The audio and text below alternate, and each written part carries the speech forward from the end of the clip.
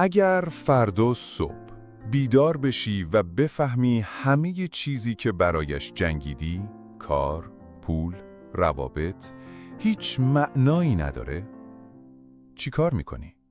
نه، شوخی نیست. واقعاً تصور کن. امروز با این همه دغدغه و برنامه بیدار میشی، اما فردا یهو میفهمی همش بی دلیل بوده. از کجا میفهمی داری درست زندگی میکنی؟ یا فقط داری روزها رو ورق میزنی تا تقویمت تموم بشه؟ اگر حتی یک لحظه مکث کردی، یعنی جرقه زده. جرقه‌ای که باید پرورش بدی. پس لایک رو بزن، سابسکرایب کن و بیا با هم یکی از عمیق‌ترین گفتگوهای زندگی رو شروع کنیم. با خودمون. نشسته بودم. نور طلایی بعد از ظهر از پرده نیمه باز رد می شد. مثل نخی نازک روی میز چوبی پهن شده بود. کنار دستم یک فنجان قهوه ولرم و صدای پراکنده پرنده ها که از پنجره باز می آمد. شهر بیرون شلوغ بود، اما اینجا سکوت آرامی جاری بود. داشتم فکر می کردم. کار می کنم، پول در میارم، کم کم به یک زندگی عادی می رسم. نه دغدغه نون شب، نه ترس از بی‌سقفی. گاهی سفر، خرید یک وسیله خوب، کمی آسودگی. اما بعدش چی؟ روانشناسی تکاملی میگه وقتی نیازهای اولیه تامین بشه، مغز بیکار نمیمونه. میره سراغ مرحله بعد. مازلو به این میگه خودشکوفایی. ولی خودشکوفایی مثل یک قله بی انتهاست. هرچه بالاتر میری، افق دورتری پیدا میشه.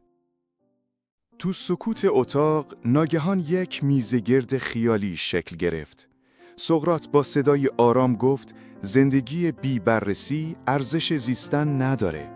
این فقط یک فلسفه نیست. روانشناسان تربیتی امروز هم میگن پرسشگری حس معنا رو تو بزرگسالی زنده نگه میداره. افلاطون آمد و گفت روح رو از قفس حواس آزاد کن، به خیر مطلق برس. حرف شبیه آموزه‌های عرفانی ادیانه، از تصوف تا بودیسم. ارسطو با نگاهی مطمئن گفت معنا در فضیلته، در شکوفا کردن استعدادها و خدمت به جامعه. جامعه شناسان امروز هم تایید میکنه. حس تعلق و نقش داشتن یکی از بزرگترین پیشبینی کننده های شادیه. دکارت با لحنی محکم اضافه کرد میاندیشم پس هستم. کانت جدی‌تر بود. بر اساس وظیفه اخلاقی عمل کن. انسان وسیله نیست، غایت است. و بعد نیچه با خنده‌ای بلند معنا خودت بسازش، ارزش‌های کهنه را بشکن. در ذهنم تصویر ویکتور فرانکل هم ظاهر شد. روانپزشکی که از اردوگاه مرگ نازی جان سالم برد و گفت حتی در تاریکی مطلق میشه معنا ساخت. در چین باستان کنفوسیوس گفت معنا در نظم اجتماعی و احترام به سنت هاست. در ایران باستان زرتشت از انتخاب میان خیر و شر گفت. در قرون وسطا الهیات مسیحی هدف را خدمت به خدا دانست و در عصر روشنگری عقل و علم جای ایمان مطلق را گرفت. امروز اما همه این صداها با هم حرف میزنن. اینترنت میزگردی جهانی ساخته، اما نتیجه هم تنوع بی سابقه ایده هاست و هم سردرگمی عمیق‌تر از همیشه.